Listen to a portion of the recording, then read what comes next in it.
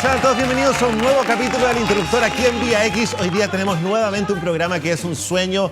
Va a valer la pena que te hayas quedado hoy día viernes en tu casa viendo televisión. Ahí está sentada Diana Taylor, teórica, fundadora y directora del Estudio Hemisférico de Performance y Política, profesora de la Universidad de Nueva York y ha escrito innumerables libros y textos sobre esta disciplina, la performance. Además que ella postula que con la performance nosotros podemos aprender distintas maneras de traspasar el conocimiento. Además que ella dice que con la performance uno puede construir género, uno puede construir raza, uno puede construir clase. Así que para todos los que son nerds del mundo de las artes, que ese es nuestro público, Diana, lo vamos a pasar muy bien. Así que un aplauso para Diana. Muchas gracias por haber venido. Sé que has tenido una semana llena de actividades, que estás lona, como decimos acá en Chile. Así que, bueno, espero que tengamos una conversación muy interesante porque este es un tema que a nosotros nos gusta mucho. Gracias. Las artes, el género. Pero partamos para la gente que no sabe lo que es una performance o no sabría cómo identificarla. Yo lo primero que me imagino cuando escucho como vamos a ir a ver unas performances es un artista que utiliza su cuerpo u otros elementos, ya sea en un museo o en algún lugar público, y hace una especie de intervención y uno la mira. Sí. ¿Es eso una performance? ¿Hay otras cosas que también son performance y que nosotros no sabemos reconocerlas como tal? Claro, claro. Entonces, claro, se entendió primero performance en los 60, en los 70, como este arte de performance, que era el artista que usaba su cuerpo, que usaba su propio espacio, muchas veces no un espacio como formal o institucional, como un teatro.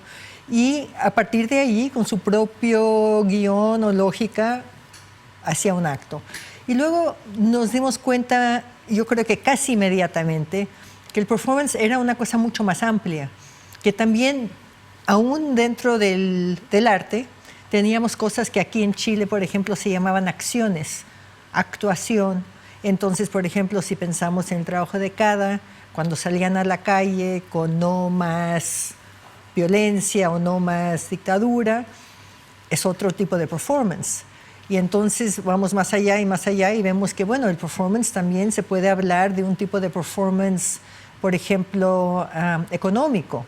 Uno habla de cómo está, en inglés ya es muy común y lo veo cada vez más en español, que el performance en la economía, tuvimos un buen performance, es decir, que toda la parte económica funcionó o superó expectativas. Uno también dice como tu novio tiene buen performance. Exactamente, entonces el performance también dentro de lo sexual, ¿no? También dentro del término de género, que uno pensaba, bueno, hasta los años 70 más o menos, cuando comenzaron las feministas a decir que, claro, uno no es mujer en ese sentido, que ya nos había dicho Simone de Beauvoir que uno no nace mujer, uno se convierte en mujer, uno se socializa, uno se entrena en cierto sentido para ser mujer por todas las presiones, si queremos, sociales.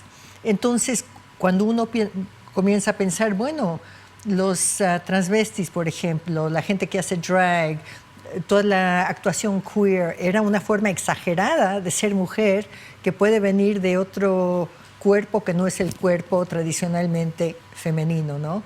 Entonces, claro, ese es un performance que entonces nos deja ver hasta qué punto el género en sí es un performance. Perfecto. ¿No? Yo soy mujer, yo tengo mi performance, pero mi performance también es muy socialmente cultivado, ¿no? Entonces esto nace como en los 60 que se llama, es como el happening, ¿no? Es lo que se llama happening. Pero cuando me imagino entonces que al estudiar la performance nos damos cuenta de que muchas más cosas son performance, me imagino entonces que de los 60 para atrás también se comienzan a reconocer cosas históricas como performance y se pueden estudiar como tal, ¿no? Absolutamente. Entonces, por ejemplo, hay gente que en Brasil, un artista que sale a la calle vestido de mujer, pero como performance, ¿no? Luciendo este ser transgresor, este cuerpo transgresor, y muy consciente del efecto que está creando en un público que se está formando en la calle de una forma casi inesperada, ¿no? Porque el público no se espera con este performance que está saliendo. Pero muchos lo han usado. Entonces, sí, nosotros lo que hacemos en estudios de performance es distinguir entre dos formas de pensar en performance que ayuda, yo creo que ayuda. Uno es decir, bueno, Hay cosas que son performance. Entonces, eso podría decirse, por ejemplo, una obra de teatro, una cosa de performance art, y luego un ballet.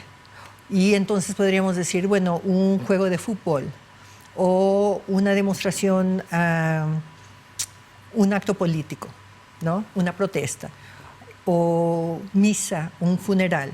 El Miss Universo. ¿Eh? El Miss Universo también puede Bueno, ser. esto todavía no vamos a ir. Ah, ok. Entonces, esta es parte de la distinción. Entonces, el es performance se podría decir que estamos hablando de comportamientos convencionales en cierto sentido. Es decir, la primera vez que tú haces algo no necesariamente es performance. Pero si yo tuviera un vaso aquí ahorita y se me cae, pues ese no es un performance, tal vez podríamos decir es un accidente. Pero si yo agarro el vaso y lo hago caer una y otra vez, entonces ustedes reconocen que yo estoy haciendo un performance. Porque lo que se ha construido allí en ese acto repetido es que está dentro de un marco. Este es un evento especial que no es parte de la vida cotidiana necesariamente y que tiene su propia lógica, su propio tiempo, su propia estructura. Entonces, si uno piensa, por ejemplo, en un juego de fútbol, bueno, tiene su marco, es un acto convencional, es decir, hay convenciones dentro de las cuales un juego de fútbol tiene su lógica. Hay un tiempo, ciertos números de jugadores, hay reglas, hay convenciones de cómo se juega eso. Lo mismo en una misa o en un funeral o en una clase, ¿no? Comenzamos a esta hora, terminamos a esta hora, la gente se sienta aquí, el profesor aquí, etcétera. Hay convenciones. Entonces, en esa forma formal se podría decir esto es un performance. Ok. Pero se puede pensar en cualquier cosa como un performance. Ok. Entonces, yo puedo pensar, por ejemplo, en las elecciones que están sucediendo ahora en los Estados Unidos, por ejemplo, como un performance. Como la convención republicana que Absolutamente. se terminó de transmitir anoche. Sí. El discurso de Melania, los hijos, Sí. cómo hablan. Sí, entonces eso es un performance. Pero las elecciones en sí, todo este periodo se puede pensar como un performance. Perfecto. Es como, por ejemplo, que uno puede escribir conscientemente una película con 3 actos. Sí. O una historia que ya existe, la puedo dividir en 3 actos y analizarla desde tal. Sí. Es como un poco eso, ¿no? Sí, o algo que no tiene un marco en sí. Entonces la convención republicana tiene un marco. Dura estos días, es en esta ciudad, etcétera. Pero si yo lo veo como un performance, como tú dijiste antes, el universo. Bueno, entonces, ¿cómo enmarcar eso? No, dije el Miss Universo. Ah, el Miss Universo, sí. Pero también el universo se podría pensar Perfecto. como Ok. performance si uno le puede poner el marco, que es lo que estamos mirando como performance. Perfecto, perfecto. Déjame pasar a la siguiente. Ok. ¿Por qué es importante estudiar la performance? ¿Por qué hay una cantidad de fuerza intelectual que dice, ¿sabes qué? Tenemos que dedicarnos a esto porque aquí vamos a sacar conclusiones que son importantes para nosotros. Bueno, yo creo que por una parte, claro, la gente que se interesa en arte va a querer estudiar performance como parte de todo el quehacer artístico. El performance, el arte de performance es un fenómeno que se da en un periodo que de repente la gente que no tiene acceso necesariamente a museos, a teatros, a compañías, a dinero para tener toda esta estructura de luces y todo lo demás que se requiere, dice, yo puedo hacer mi performance en la calle, yo puedo hacer mi performance en el metro, yo puedo hacer... Y es como una libertad del artista, por una parte, y también el rol del cuerpo, que de repente está otra vez como que frontalmente dentro de la obra. Así es que el performance art es un fenómeno, yo creo, históricamente muy importante. Pero estudios de performance, que es lo que hacemos nosotros en mi departamento, va mucho más allá. Entonces, en el sentido que uno piensa, si pensamos en el ejemplo que te di antes, que si yo puedo pensar en cualquier cosa como performance, estamos hablando del performance ya no como un hecho, un acto, un contenido, sino como un lente epistemológico. Perfecto. Es una forma de mirar, es una forma de entender, y eso no es necesariamente una forma que pasa a través del habla. que pasa a través de lo discursivo. Puede ser, pero no necesariamente. Entonces nos abre todo otro campo de conocimiento. Disculpa, ¿a qué te refieres cuando dices que no pasa a través del habla? Bueno, por ejemplo, si yo estoy estudiando un texto literario, por ejemplo, entonces uno puede decir, bueno, aquí en esta página Hamlet dice no sé qué tanto y yo lo puedo interpretar de esta manera o esa manera, pero podemos al fin y al cabo regresar a ese texto y decir, pero aquí dice, lo podemos interpretar de diferentes maneras. Pero si yo estoy mirando, por ejemplo, una manifestación en la calle o un rito mapuche o algo que está sucediendo en otra parte, yo no necesariamente tengo que tener el texto allí. Y lo que yo estoy mirando no pasa por lo textual. No es un texto, es un acontecimiento. Son actos de cuerpos que están o en la calle o en un sitio especial. Entonces, ¿cómo entender toda esa parte corporal que no se transmite necesariamente a través de la palabra? Entonces, yo tengo que entender muchas otras cosas. Tengo que entender, por ejemplo, el ritmo de la acción. Tengo que entender cuál es el contexto, quién es el público, para quién es esta acción, qué es lo que están haciendo esos cuerpos. Es como una manera de transmitir conocimiento en esteroides, ¿no? Porque es como con muchos más elementos, posibles, es como... Sí, muchos más elementos. No sé si es muy buena no sé si es muy buena la aseveración que acabo de hacer, pero es como aquí tienes un libro y aquí tienes el conocimiento en un montón de otras disciplinas. Exactamente. Y entonces lo que pasa es que nosotros en las universidades, en todo el trabajo educativo, nos enseñan a leer textos. Y eso es lo que nos enseñan. Bueno, está bien, qué bueno que nosotros podemos escribir y leer textos, pero lo que no sabemos analizar es lo que queda fuera de todo ese espacio discursivo y textual. Entonces, si uno pregunta, por ejemplo, ¿por qué sabemos tan poco acerca de comunidades indígenas? ¿Por qué no valoramos el conocimiento de comunidades indígenas? Uno podría decir como en parte porque tienen textos que yo... Ese lenguaje no lo sé leer, esos textos escritos son difíciles de... Y tienen muchas otras formas de transmitir información, que yo conocimiento, no sé a través de canto, a través de baile, a través de muchos ritos, que yo no entiendo.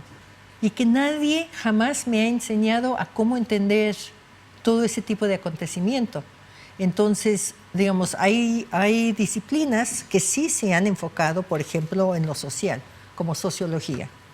Bueno, podemos contar, podemos tener cifras de cuánta gente aquí y todo lo demás, pero lo que no nos enseñan dentro de la sociología o dentro de la antropología o las otras disciplinas es cómo realmente entender lo que está pasando a través de los cuerpos.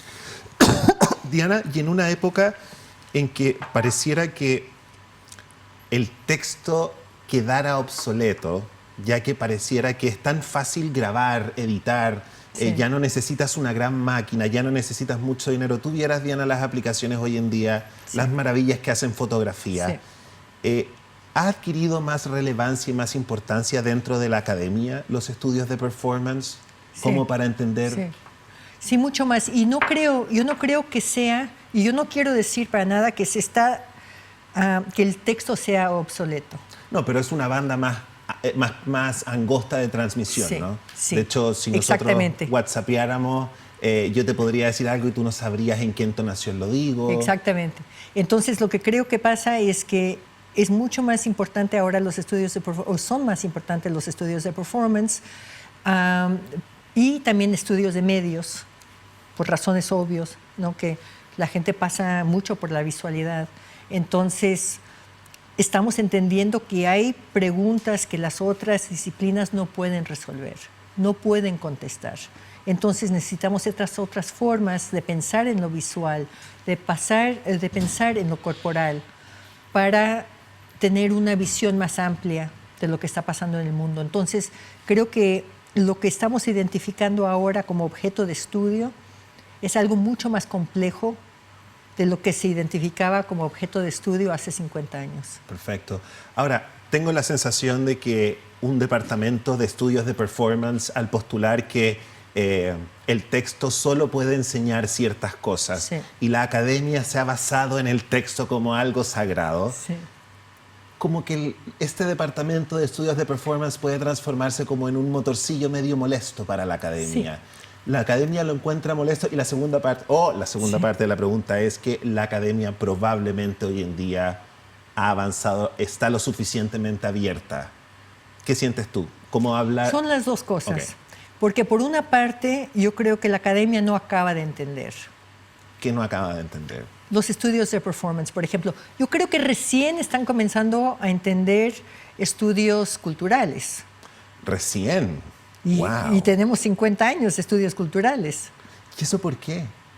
Porque yo creo que las interdisciplinas, o lo que yo quiero llamar las postdisciplinas, que serían estudios culturales, estudios de performance, estudios visuales, tienen muchos nombres diferentes, pero digamos lo que cabe dentro de la visualidad son postdisciplinas, ya no son ni interdisciplinas, porque interdisciplinas significa tradicionalmente que alguien viene de, digamos, geografía, y otra persona de historia, y otra persona de antropología, y otra persona de letras, y allí vamos a encontrar un espacio más o menos común. Nosotros en estas postdisciplinas nos hemos nutrido de todo eso, pero lo que hemos creado ya no se basa en ninguna disciplina. Es es un poco anárquico, ¿no? Es muy anárquico. Pero cuando tú me dices, disculpa, que la academia pareciera no terminar de entender ni los estudios culturales, uno diría, bueno, pero ¿qué pasa con los académicos jóvenes? ¿Siguen igual de conservadores en esas áreas? ¿O los académicos más maduros no quieren soltar los puestos de poder? Yo creo que son las dos cosas, porque lo que pasa en la academia, como en todas las instituciones, ¿no?, que no es solamente la gente que es conservadora o puede ser conservadora, sino la estructura. Entonces, en universidades, por ejemplo, en los Estados Unidos, uno podría tener un departamento de historia, un departamento de geografía, un departamento de estudios, digamos, español y portugués, otro departamento de inglés, otro departamento, etcétera, ¿no? Bueno, y es ahí donde hay los puestos. Entonces, cada vez que una persona se jubile, entonces se puede contratar a otra persona dentro del departamento. Ahora, las interdisciplinas, hasta hace poco tenían que contratar a través de las disciplinas, porque no sabían estructuralmente qué hacer con nosotros.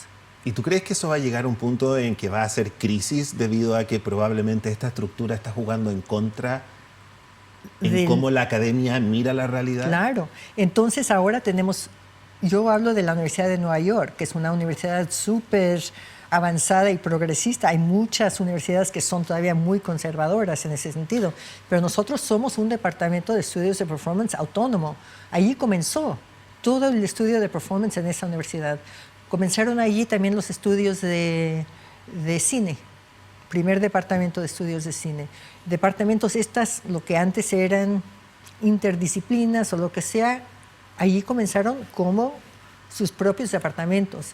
Entonces, eso ha sido una gran ventaja y ahora nosotros somos modelos para muchas universidades en todo el mundo. Este tema a mí me parece fascinante, sobre todo en nuestro país, donde estamos hablando mucho sobre el acceso a la educación universitaria. Sí, sí. Me parece súper sano repensar la academia. Entonces, quedándonos un poco más en ese tema, sobre todo que a ti tu interés tiene que ver con cómo la performance nos enseña a traspasar el conocimiento de otras maneras. Sí. ¿Qué gana el conservador, el académico conservador, al seguir luchando por mantener el conocimiento y el traspaso de una sola manera, que es el texto? ¿Qué gana? ¿Gana que lo mantengan en un puesto por siempre, culturalmente? Pero eso va a suceder de cualquier forma, ¿verdad? Entonces, digamos, yo cuando me saque un puesto de permanencia, digamos que me dan eso cuando tengo, no sé, vamos a inventar, vamos a decir, tengo 35 años, 40 años y tengo un puesto de por vida, entonces uno piensa que allí en esos años uno podría ir aprendiendo cosas. O sea, si uno va a tener seguro un puesto por vida, uno se abre a todas las disciplinas porque uno no tiene nada que perder. Uno piensa que eso sería lo lógico. Pero lo que está pasando es que son las nuevas generaciones que nos están inyectando una nueva vida, y para ellos todo lo que para nosotros nos costó tanto, ya es una cosa de... Ellos ya nacieron con eso, digamos. Ya tenemos una generación que nació dentro de lo digital. Ahora, una cosa así de sencilla, que está cambiando absolutamente todo el quehacer, ¿no? Lo digital. Entonces, si un profesor, digamos, de mi edad, que siempre fue el experto, que siempre fue el mandamás, ¿no? De repente sabe menos que su estudiante graduado de cómo transmitir comunicación o conocimiento a través de estas otras formas, se siente ridículo. Entonces, mejor rechazar todo eso. Es un proceso lento, pero está cambiando. De que va a cambiar Perfecto. sin lugar a duda. Y estás como en el lugar indicado, ¿no? Es como que llevas años de haber estudiado Sí. performance y Sí. ahora viene como este nuevo cambio. Sí. Es como los ratones de biblioteca que de repente se pillaron con la internet y dicen como, puedo navegar acá muy tranquilo. Exacto. Diana, vamos a hacer una pausa comercial. Yo voy a Sí. invitar a la gente que invite a que comente el programa con el hashtag El Interruptor, y vamos a hablar ahora después sobre cómo la performance ayuda a construir género, clase. Me interesaría que habláramos de la representación también en los medios. Así que esto está muy entretenido. Yo les dije que iba a valer la pena haberse quedado este viernes nerdeando en la casa. Volvemos enseguida aquí al Interruptor de VX.